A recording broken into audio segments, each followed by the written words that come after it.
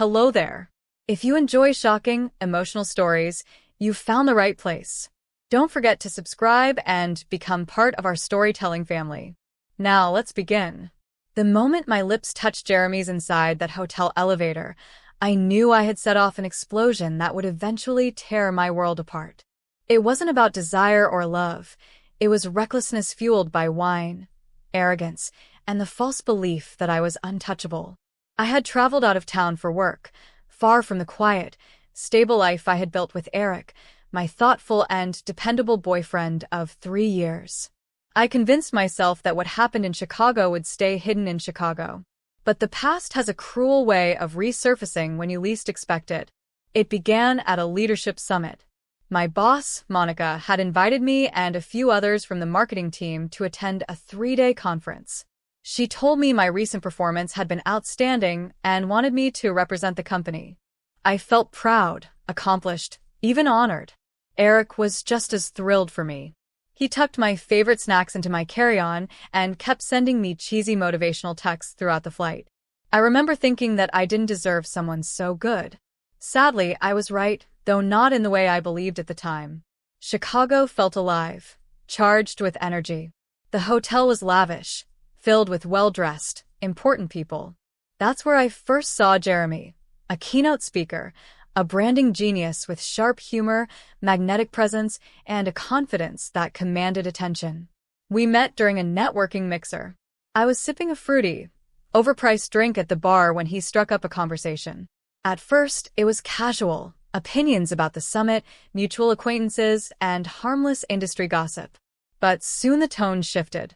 He flirted, and I didn't stop him. I kept telling myself it was meaningless. But when he leaned in close to share a joke and his hand brushed against my arm, I felt my loyalty to Eric slip. Jeremy made me feel as if I were the most important person in a room full of stars, and I hated how much I enjoyed it. Drinks turned into dinner, then late-night cocktails at the hotel lounge.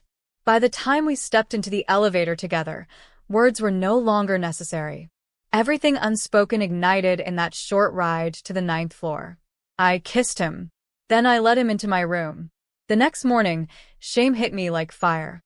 I avoided him, skipped his talk, and ignored his messages. I boarded my flight home desperate to bury the memory. Eric greeted me at the airport with flowers, smiling like I was his whole world. I nearly broke down in tears. For 2 months, I lived in fear.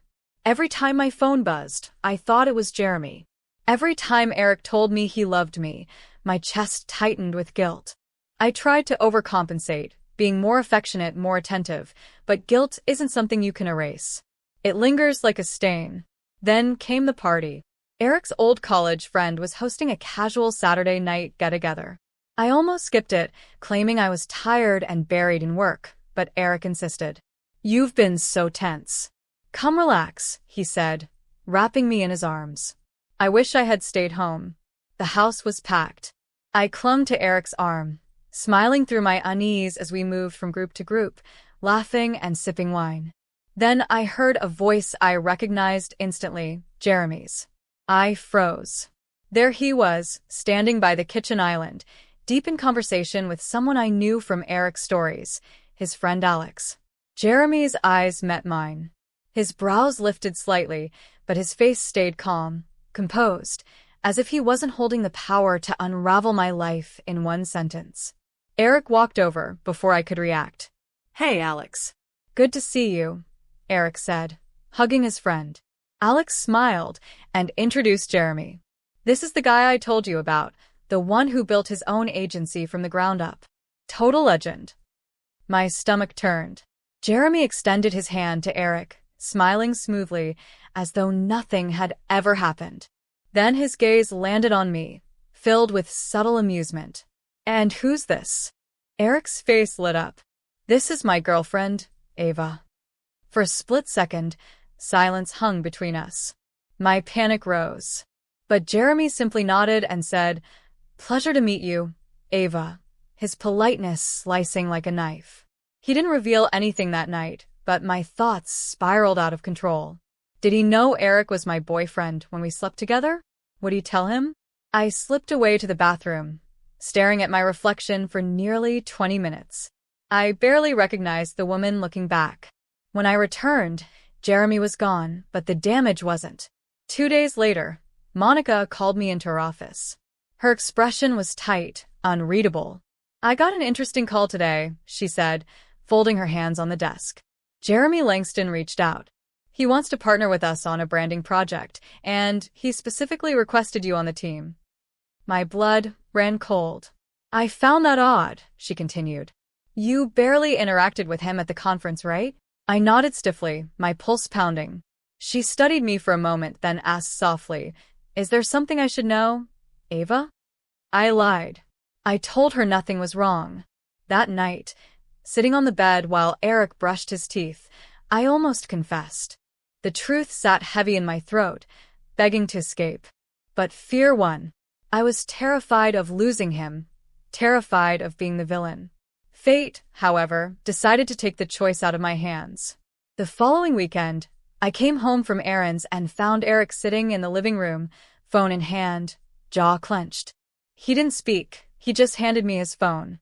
On the screen was a screenshot, Jeremy and me in the hotel lobby, time-stamped. It had been sent by Jeremy to Alex with a casual note, "Small world. Didn't realize she was taken." Eric's face was pale, distant. "How long?" he asked. I stumbled through explanations, apologies, excuses, pathetic attempts to justify the unjustifiable. None of it mattered. I could see the exact moment the trust between us shattered. That night, he packed a bag and walked out. I haven't seen him since. Now, I still show up at work, still smile at Monica, still lead meetings like everything is fine. But inside, it feels like I'm watching someone else live my life. I cheated on a work trip and thought I could bury the mistake. But when my past shook hands with my present, everything collapsed. Jeremy doesn't hold the blame. He never owed me loyalty. The truth is, I destroyed everything the moment I let those elevator doors close.